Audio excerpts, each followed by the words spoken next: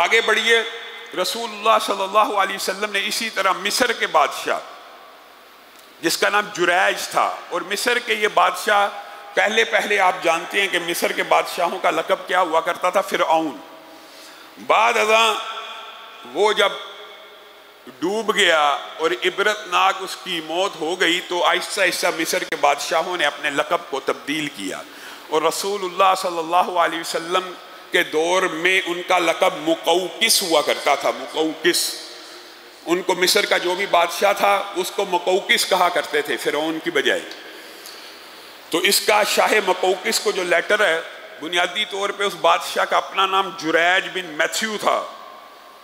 لیکن اس کو مقوقس، شاہ مقوقس کے نام سے احادیث کی کتب میں جو ذکر کیا جاتا ہے یہ بھی ان کا لقب ہے۔ بنیادی طور پہ اصل نام جریج بن میتھیو تھے وہ۔ اور رسول اللہ صلی اللہ علیہ وسلم نے ان کو بھی لیٹر لکھا، یہ بھی عیسائی تھے۔ ان کے مدرجات لیٹر کے بالکل نجاشی کے مدرجات سے ملتے جلتے ہیں، اور یہاں پر رسول اللہ صلی اللہ علیہ وسلم نے حاطب بن ابی بلتا کا انتخاب کیا کہ وہ لیٹر لے کے جائیں۔ حضرت حاطب بن ابی بلتا وہی ہیں جن کے بارے میں مشہور واقعات ہیں کہ بدر میں شرکت کی، بعد ازاں ایک چھوٹا سا رکا لکھ کے مکہ کے لوگوں کو بھیجا، اور پھر رسول اللہ نے اپنے 3 جرنیل بھیجے، وہ لیٹر عورت کے بالوں سے برآمد ہو گیا۔ یہ پتہ آپ کو سارے کا سارا واقعہ انشاءاللہ کبھی موقع آیا دوبارہ دہرا دیں گے۔ تو یہ جب لیٹر پکڑا گیا تو حضرت عمر آئے تھے اور رسول اللہ کو آ کے کہا تھا مجھے حکم دیجئے میں اس منافق کی گردن اڑا دوں، مجھے حکم دیجئے، اس نے لیٹر لکھا ہے، جاسوسی کی ہے۔ اور حضرت حاطب بن ابی بلتا سے جب رسول اللہ صلی اللہ علیہ وسلم نے پوچھا تھا تو انہوں نے کہا بنیادی طور پہ جو مہاجرین ہیں وہ سارے کے سارے مکی ہیں، اور وہ ادھر ہجرت کر کے ان کے ساتھ معاملات اور احسان والے تعلقات ہیں، تو میں نے سوچا اگر کبھی کوئی ایسی بات ہو گئی تو ان کو تو کچھ نہیں کہیں گے، ہمارے تو ان کے ساتھ احسان والے کوئی تعلق نہیں، میں نے کوئی غداری نہیں کی، صرف یہ اطلاع دی ہے کہ رسول اللہ صلی اللہ علیہ وسلم لشکر جرار لے کے آ رہے ہیں۔ بہرحال ان کے عذر کو رسول اللہ صلی اللہ علیہ وسلم نے سنا تو حضرت عمر مزید بھڑک اٹھے اور کہنے لگے اب میں نے اس کی گردن کو اڑانا ہے، مجھے حکم دیجئے، مجھے اجازت دے دیجئے۔ اللہ کے رسول یہ دیکھیں، غداری بھی کر رہا ہے، اوپر سے ہیلیں حجتیں بھی پیش کر رہا ہے، اوپر سے جواب بھی دے رہا ہے، اب میں اس کی گردن اڑانا چاہتا ہوں۔ تو رسول اللہ صلی اللہ علیہ وسلم نے کہا تھا بیٹھ جا، خاموش ہو جا عمر، تجھے نہیں پتا یہ بدر کا صحابی ہے، اور بدر کے بارے میں اللہ نے بھی آسمان سے اور میں رسول اللہ نے بھی تجھے بتلایا نہیں ہے کہ یہ جو جی چاہے کرتے رہیں، اللہ نے ان کے سارے گناہوں کو معاف کر دیا۔ یہ وہ حاطب بن ابی بلتا جن کو رسول اللہ صلی اللہ علیہ وسلم نے شاہ مقوقس کے پاس بھیجا، جریج بن میتھیو کے پاس،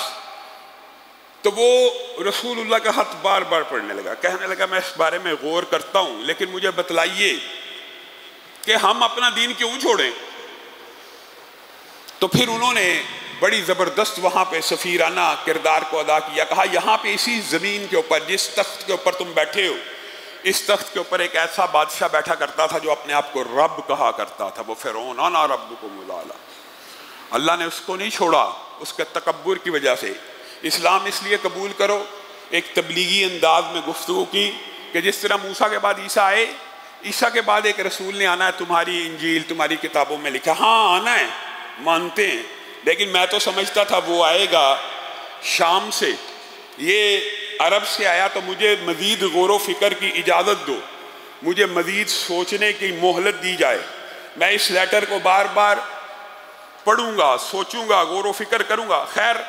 حاطب بن ابی بلتا نے مزید اسلام کی دعوت دی اور کہا اسلام اس سے بہتر دین ہے۔ تاریخ کے اندر، سیرت کی کتابوں کے اندر یہ بات تو ملتی ہے کہ جریج بن میتھیو نے رسول اللہ صلی اللہ علیہ وسلم کے خط کا اکرام کیا، اس کو ایک ملازمہ کو کہا کہ ایک ڈبیا میں، ہاتھی دانت کی ڈبیا میں ڈال دیا جائے، اور رسول اللہ صلی اللہ علیہ وسلم کا یہ خط آج دنیا میں اسی ڈبیا کے اندر موجود ہے، اور آج بھی دنیا کے مختلف عجائب گھروں میں اس کی فوٹو سٹیٹ اور فوٹو کاپیاں بھی موجود ہیں، اور اصل خط بھی دنیا میں موجود ہے۔ اس نے اسی وقت محفوظ کر لیا اور اپنی ملازمہ کو تھما دیا، اور جواب میں ایک لیٹر لکھا اور رسول اللہ صلی اللہ علیہ وسلم کو سلام بھیجا اور کہا آپ نے جو خط میں مندرجات لکھے ہیں میں ان کے بارے میں غور و خوض کر رہا ہوں، مجھے مہلت دی جائے، اور میں یقینی طور پر یہ بات کہنے میں حق بجانب ہوں کہ آپ نیکی کا حکم دیتے ہیں، آپ پرہیزگاری کا حکم دیتے ہیں، انبیاء کا یہی کام ہوتا ہے۔ میرے دل میں آپ کی باتیں لگی ہیں، میں مانتا ہوں کہ نبیوں کا اخلاق اور نبیوں کا معاملہ اور جو میں نے آپ کے سفیر سے گفتگو کیا، میرا مشاہدہ یہی کہتا ہے کہ آپ اللہ کے رسول ہیں، لیکن ابھی میں مزید کچھ نشانیوں کا انتظار کر رہا ہوں، اور میں دیکھنا چاہتا ہوں کہ آپ ہی وہ نبی ہیں جنہوں نے آنا تھا اور ساتھ میں رسول اللہ صلی اللہ علیہ وسلم کی خدمت میں بہت زیادہ تحفے اور تحائف بھی بھیجے۔ انہی تحفوں میں ایک بہت بڑا تحفہ دلدل نام کا حچر بھی تھا، جو رسول اللہ صلی اللہ علیہ وسلم کی دنیا سے چلے جانے کے بعد ایک عرصہ زندہ رہا، اور کب مرا؟ حضرت امیر معاویہ کے دور میں یہ خچر فوت ہوا تھا۔ یہ جو خچر رسول اللہ صلی اللہ علیہ وسلم نے استعمال کیا، جس کا نام دلدل معروف ہے، یہ اسی شاہ مقوقس جریج بن میتھیو نے بھیجا تھا، اور اس کے علاوہ 2 لونڈیاں بھی بھیجی تھی، ماریہ قبطیہ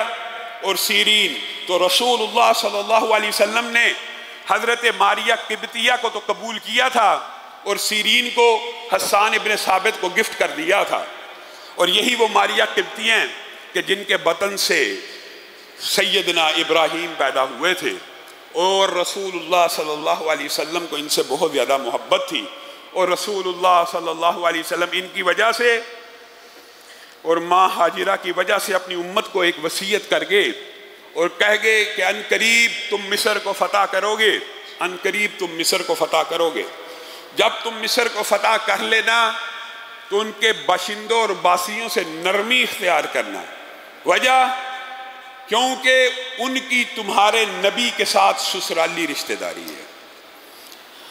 حضرت عمر بن العاص نے جب مصر کو فتح کیا، چابیاں لے لی، زمینیں آ گئی، ہر چیز کنٹرول میں آ گئی، قاصد، وزیر، مشیر پڑھنے لگے یہ چیز، یہ علاقہ، یہ سلطنت، یہ باغ، یہ خطہ، یہ جائیداد۔ عمر بن العاص کہہ رہے ہیں کس کی تھی؟ اس کی تھی، واپس کر دی جائے، اس کی تھی، واپس کر دی جائے، اس کی تھی، واپس کر دی جائے، اس کی تھی، واپس کر دی جائے۔ مصری حیران ہو گئے، یہ کیا فاتح ہیں، ابھی قبضہ کیا ہے، ابھی چابیاں لی ہیں، ابھی لسٹیں بنا رہے ہیں کہ کس کی تھی اس کو واپس کر، جس کی تھی اس کو واپس کر۔ یہ کیسے فاتح ہیں؟ بھائی آپ نے فتح کیوں کیا؟ اگر آپ نے ساری جائیدادیں، جگیریں، زمینیں، یہ ساری اموال، املاک ہمیں ہی واپس لٹانے تھے تو پھر فتح کیوں کیا تھا؟ ہم نے فتح دنیا کے مال و متاع کے لیے نہیں کیا، ہم نے اسلام کے لیے کیا ہے۔ ہاں تمہارے ساتھ ایک خاص معاملہ اس لیے کر رہے ہیں، عمر بن العاص نے کہا تھا کہ ہمارے نبی نے ہمیں وصیت کی تھی کہ ان قریب تم مصریوں کو فتح کرو گے، تو جب تم فتح کرنا تو احسان والا معاملہ کرنا، تمہارے ساتھ احسان کر رہے ہیں اس نبی کی وصیت کے اوپر۔ کس وجہ سے؟ 2 پادری بول اٹھے، آپ کس وجہ سے یہ کر رہے ہیں؟ کیا واقعی آپ کے نبی نے یہ کہا تھا؟ جی ہاں۔ اسی وقت 2 لاٹ پادریوں نے، مصر کے جو سب سے بڑی پادری تھے، انہوں نے کہا اللہ کی قسم ایسی وصیت اور نصیحت کوئی اللہ کا رسول اور پیغمبر ہی کر سکتا ہے، ہم اسلام کو قبول کرتے ہیں۔ اور ان دونوں نے اسلام قبول کیا تو 80,000 سے زائد مصری جن کو فتح کیا گیا تھا، سب کے سب نے اسلام کو قبول کر لیا۔ اندازہ لگا لیجیے، یہ احسان کا بدلہ ہوتا ہے۔ رسول اللہ صلی اللہ علیہ وسلم کی وصیت، ایک حدیث کے اوپر عمل کرنا، جس کو ہم بڑا معمولی سمجھتے ہیں، جی ایک حدیث